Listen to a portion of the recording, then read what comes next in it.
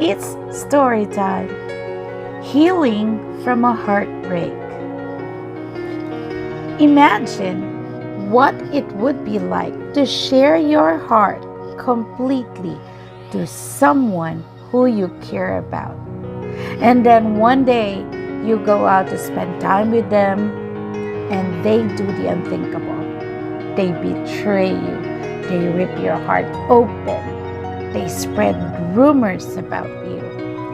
They hurt you.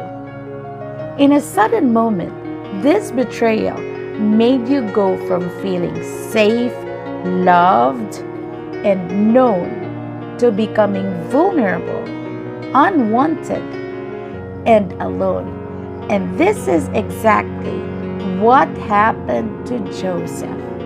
The hard truth is, the Bible does not say anything that Joseph did anything that was wrong.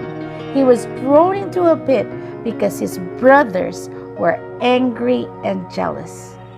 Join me as we open in Genesis 37, verses 23 to 28. We find there the summary that Joseph came up to his brothers and they ripped off his long robe with full sleeves.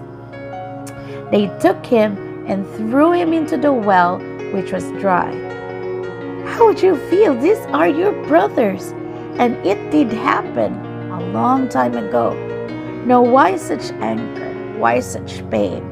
It is because they were jealous of him, because their father loved Joseph more than them. So, while they were eating, they suddenly saw a group of Ishmaelites traveling from Gilead to Egypt. Their camels were loaded with spices and raisins, and Judah said to his brothers, "What will we gain by killing our brother?" So he's trying to say, what will we receive if we kill him? Let's just sell him out. So finally they did sell him, and they sold him for 20 pieces of silver. Okay?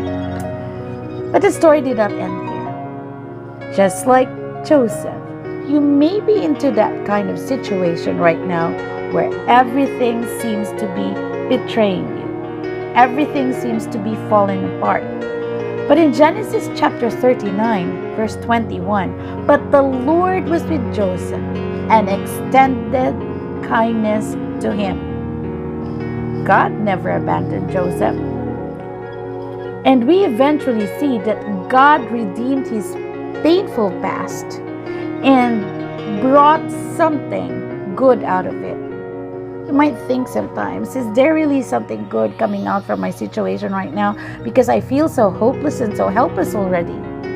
In the same way, when we experience a heartbreak, a rejection, it is not deserved. Nobody deserves a very traumatic experience, especially if all you ever did was to love and trust with all your heart. And sometimes, like Joseph, we might not even see it coming because it all comes suddenly. And after that suddenly, we are at our lowest point in our lives.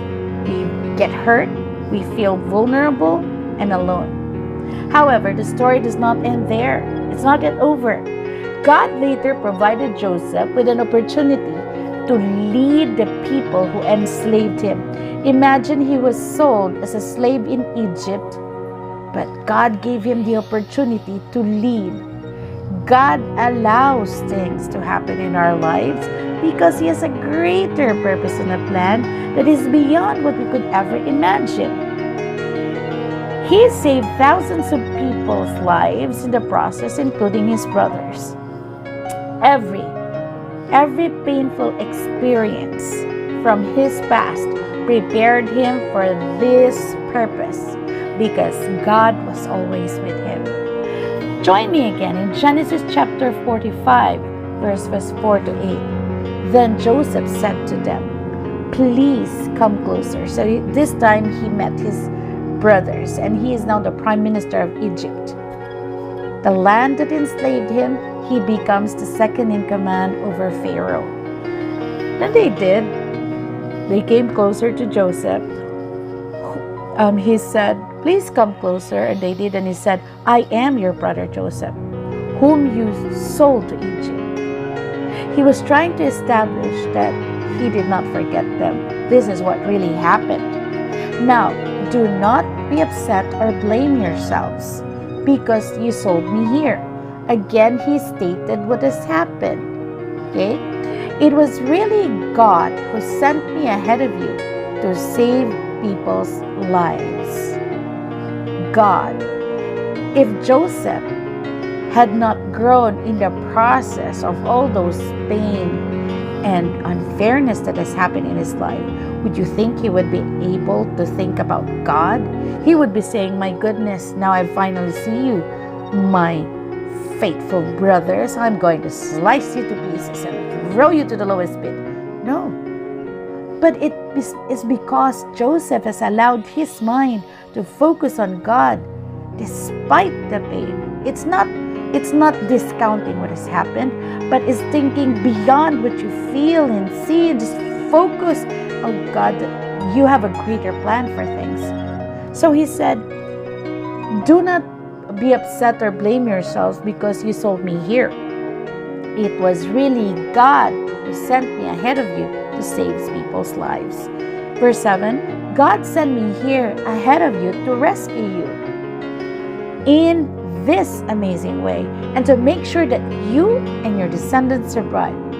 In verse 8, so it was not really you who sent me here, but God. He has made me the king's highest official. I am in charge of the whole country. I am the ruler of Egypt. If Joseph had not grown, he could have his whole clan slaughtered because of those unfairness that has happened in his life, but he did not. He has allowed God to heal him. He has allowed God to make him mature in his faith. Now the good news is the same God who stayed with Joseph is with us as well. Sometimes God's redirection causes us pain. Indeed. This doesn't mean that He wants us to experience hurt and rejection. But those things can be side effects of living in a world that is trying to pull us away from God, not closer to Him. But just like Joseph, rejection can lead to God's redirection. Again, I'm going to state out. Just like Joseph, rejection can lead to God's redirection. When we allow our loving Father, our Heavenly Father, to redirect us, we may be able to look back one day and see all the goodness of God brought from the rejection we have experienced. Remember, today you may be feeling rejected or heartbroken. I mean, all of us do have these moments and nobody's exempted. But when we choose, we have to choose. The secret is in choosing.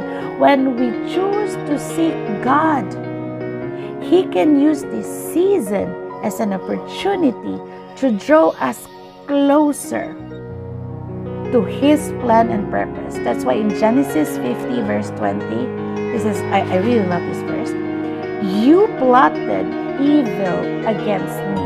He did not discount the pain or the situation. You plotted, but God turned it. But God turned it into good in order to preserve the lives of many people who are alive today because of what has happened. And also there's one verse that's very familiar to all in Jeremiah 29:11. I alone know the plans I have for you. Plans to bring you prosperity and not disaster. Plans to bring you a good future you hope for. Now, we may have disappointments. We may experience unfairness in our lives. But remember, God has a better plan. So despite everything, choose to just surrender to Him. Trust Him with all your heart. And let Him move. He, just like Joseph, will make you rise up from where you are right now. Your story is not yet the end. You are still in the process, and that's why do not discount